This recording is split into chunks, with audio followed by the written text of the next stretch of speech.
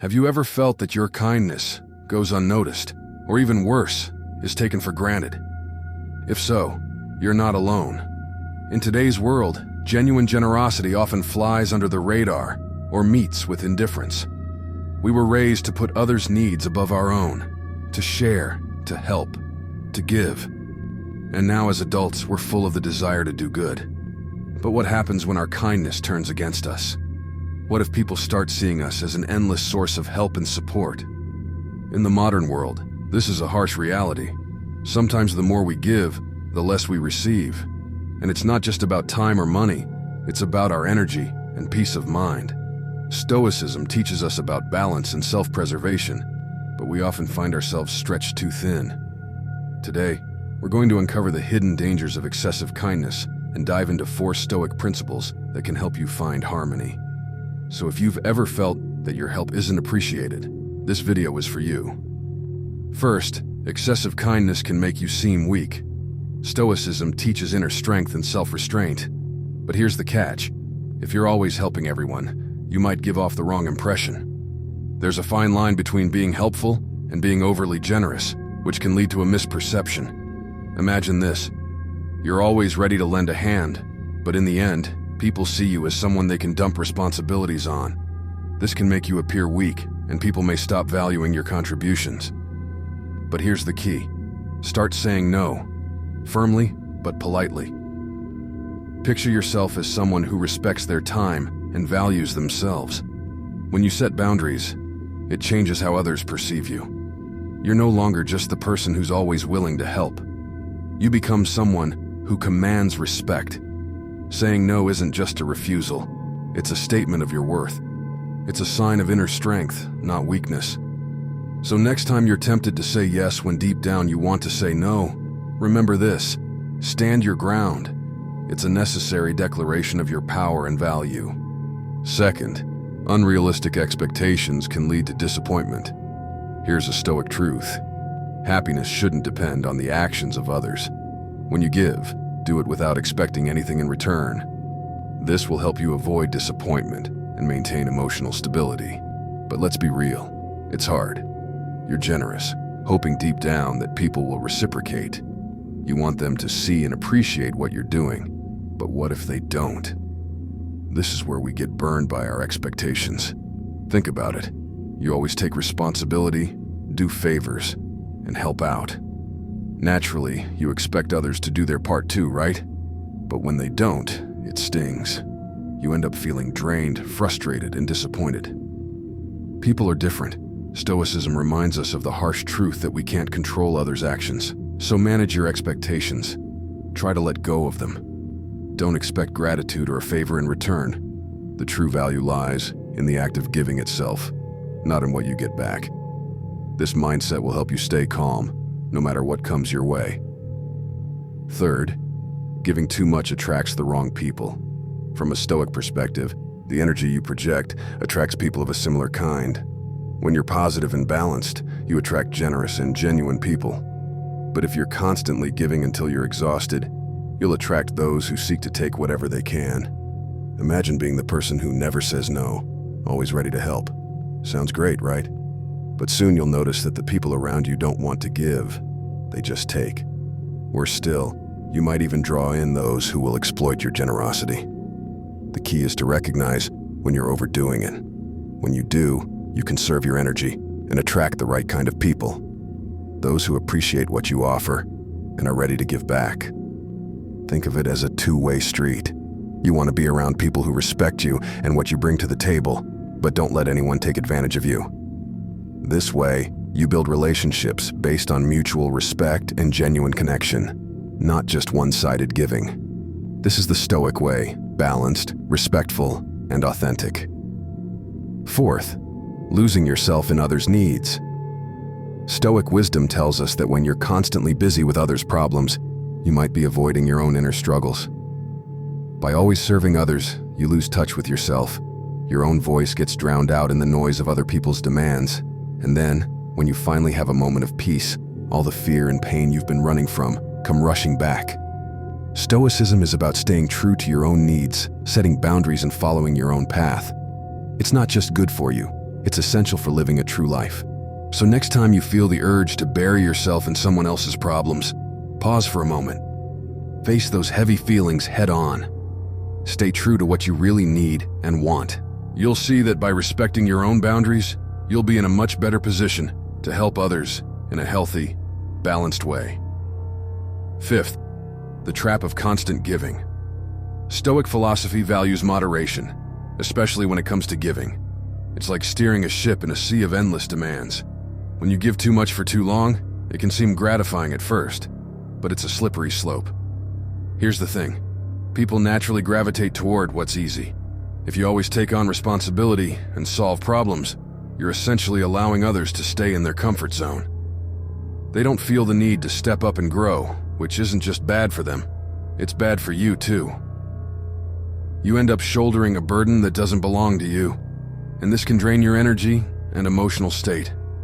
Stoicism teaches us to find balance, to give, but not so much that we lose ourselves in the process.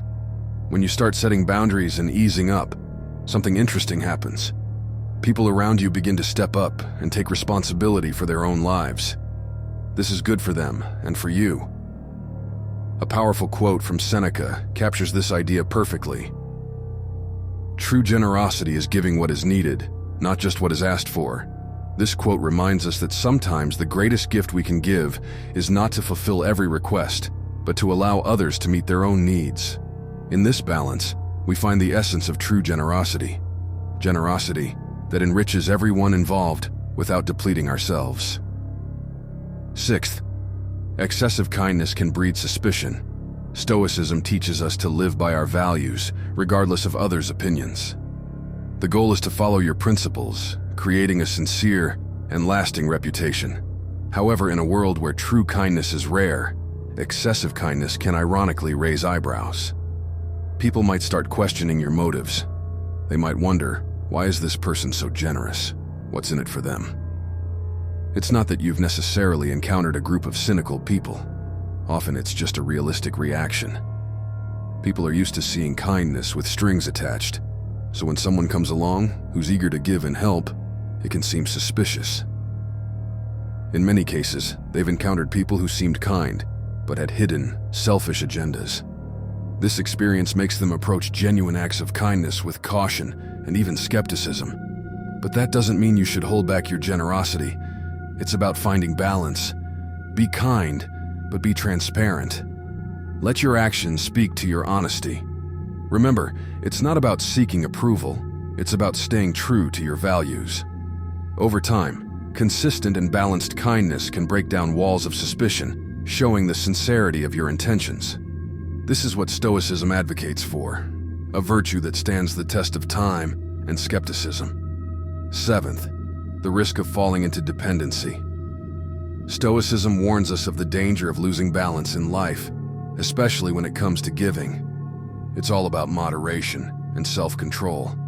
When you give too much, when you're always the one others lean on, it can lead to heavy consequences. You might start to struggle with stress and emotional burnout. That's when the risk of dependency sneaks in. You might find yourself overeating, or maybe you spend too much time playing games. Anything to fill the void created by constant giving. Stoics urge us to listen to our close ones. If a friend or family member expresses concern, it's worth paying attention. We often fall into denial when faced with the possibility of dependency. It's easier to brush off their worries than to admit there's a problem. But these remarks usually come from a place of care and love. Accepting this feedback is a step towards self-reflection and growth. It's important to remember that those who care about us aren't trying to criticize or judge. They care about our well-being. Taking their concerns seriously is a way of respecting yourself and your path to a balanced life. This is Stoicism in action, using moderation and self-control to avoid harmful behavior that can hurt our health and happiness. In the end, recognizing and addressing these risks is a sign of strength. It shows a commitment to your well-being and aligns with the Stoic principles of balance and self-reflection. Eighth, overcoming problems with unbalanced relationships. Imagine being the person everyone relies on when they're in trouble. It feels good to be needed, right? But then you start noticing that you're not on the guest list for dinners or casual hangouts. You help them through tough times, but when it comes to sharing laughter and good memories, you're left out. It's as if you're good enough to lend a helping hand, but not to share a smile. This realization can hurt. You're not just a helper, you're a person who also craves fun and connection. This is a common scenario. People often categorize others based on what they bring to the table. But here's the catch. By being too giving, you might be limiting your own chances to form genuine connections. This isn't just unfair, it's a red flag. You start to wonder, do they value me for who I am, or just for what I can do for them? Now, let's consider the Stoic approach. Stoicism isn't about being emotionless, it's about understanding human nature and acting wisely.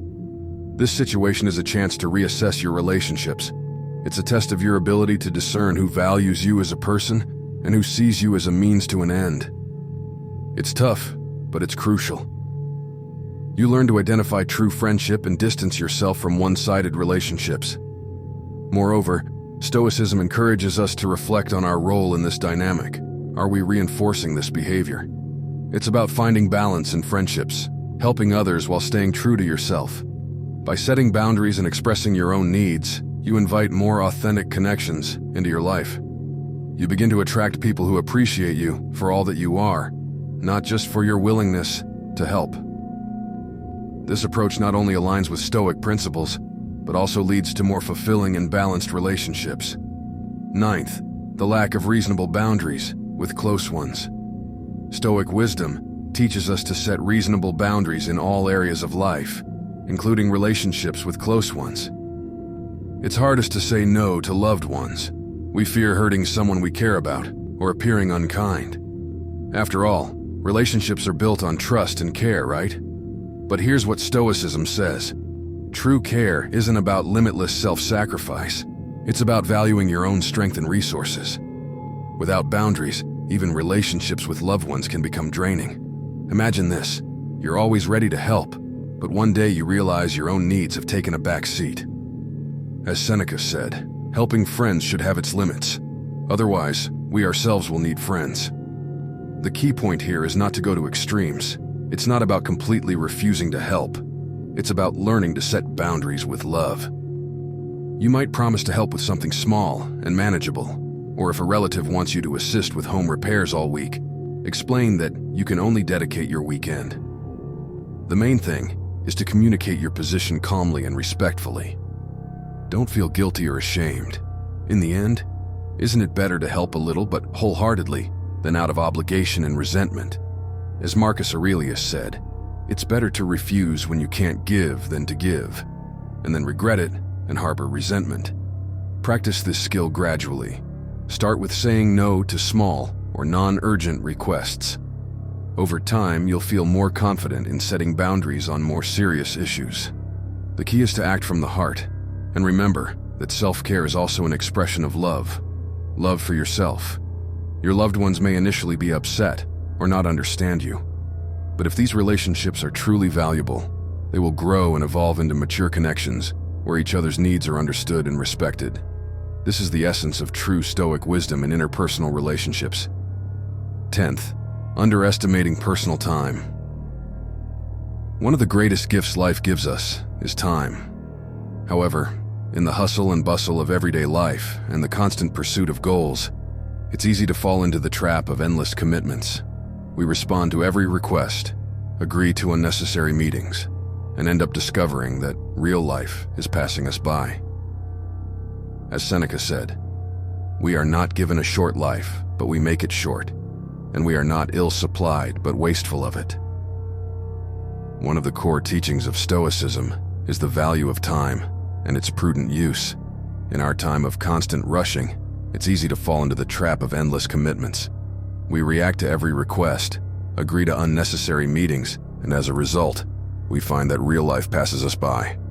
Seneca wisely advised us to question, is this worth my time and attention? Learn to value your hours and minutes just as you value money. Time spent cannot be recovered, so let go of secondary matters in favor of what truly matters in your life. Life is short, and no one knows how much time we have left, So value each day and hour. Fill them with deep meaning. Don't waste them on trivialities. Then you can say with Seneca, "I have not lost a single day." This is the true Stoic approach to time as the greatest gift of life. Now, let's look at strategies that will help you avoid being taken advantage of. Strategy 1. Mastering the art of saying no. For a balanced life, Stoics stress the importance of protecting your time and energy. They advocate for conscious and balanced use of these resources. This is where the power of no comes into play. Saying no isn't just a refusal. It's a declaration of self-respect and acknowledgement of your boundaries. It's understanding that not every request or demand deserves your yes.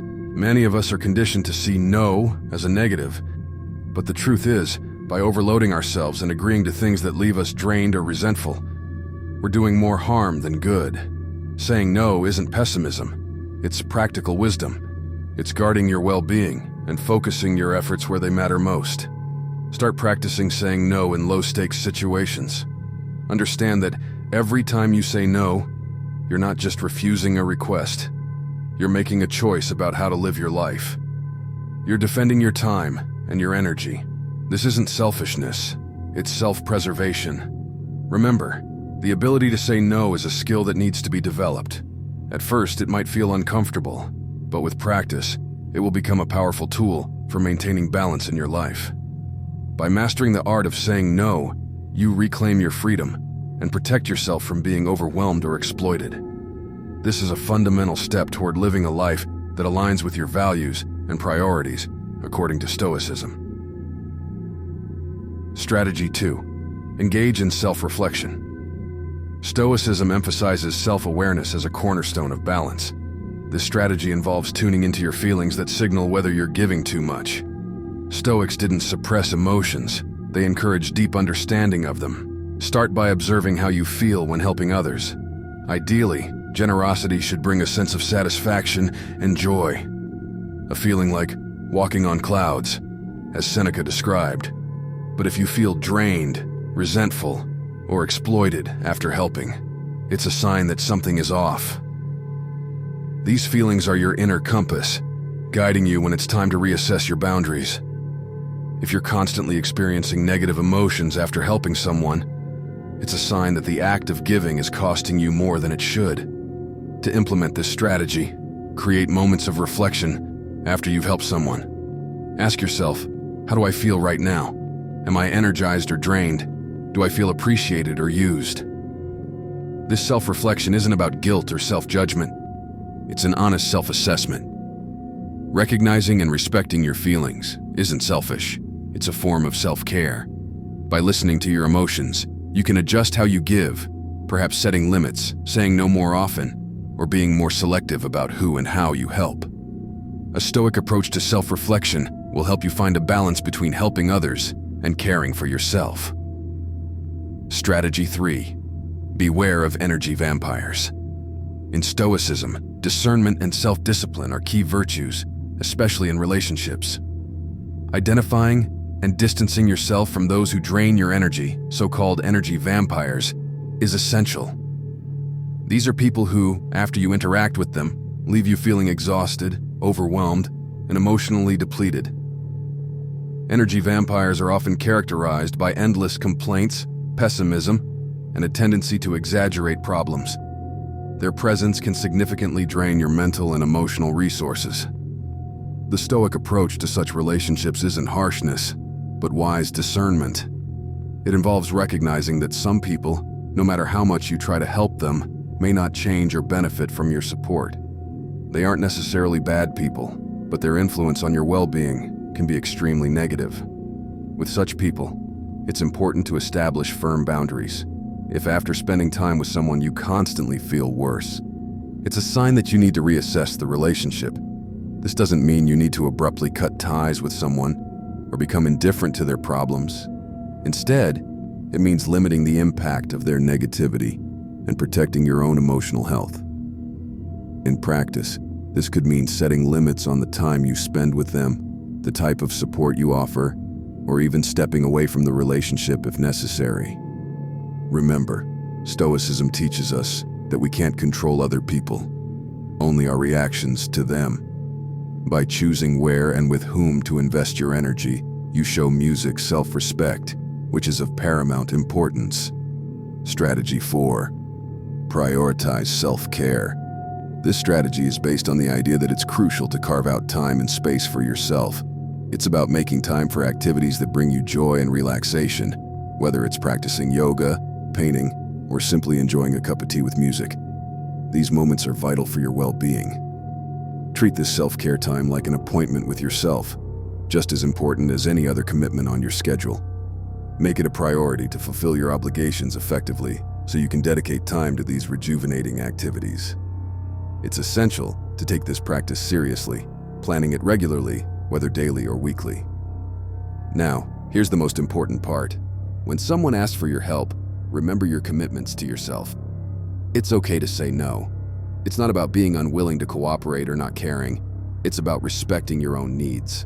You can be polite but firm, explaining that you have commitments to yourself. If you want to compromise, offer to help at another time, but make it clear that your availability has its limits. Remember that according to Stoic wisdom, self-respect is vital. This approach will help you maintain a healthy balance between helping others and taking care of your own needs. Stoic wisdom teaches us that balance is key in all aspects of life, and generosity is no exception. If we give too little, we might seem selfish and stingy.